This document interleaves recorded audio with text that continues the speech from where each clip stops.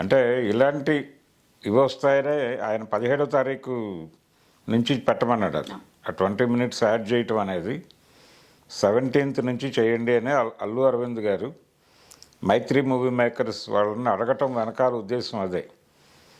అంటే ఈ సినిమాలకు ఏదో పోటీగా దాన్ని తయారు చేస్తున్నారు అనే అభిప్రాయం రాకుండా ఉండటానికి సంక్రాంతి పోటీలో పుష్ప 2ని కూడా వాళ్ళు మళ్ళీ రీలాంచ్ చేస్తున్నారు, రీలోడ్ చేస్తున్నారు అనేది రాకుండా ఉండాలని 17వ తారీఖు అన్నాడు. యాక్చువల్గా వాళ్ళు ఇంకా ముందే చేద్దాం అనుకున్నారు.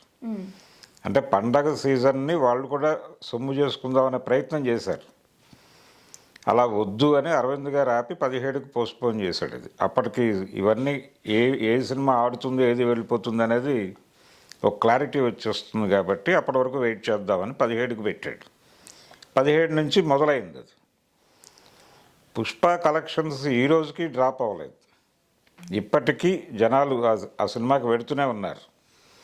అంటే చాలా కాలం తర్వాత దాదాపు 50 రోజులకి దగ్గర పడిపోతున్నటువంటి సినిమాకి ఇంకా ఫుల్స్ రావటం అనేది చాలా కాలం తర్వాత చూస్తోంది ఇప్పుడు ఇండస్ట్రీ.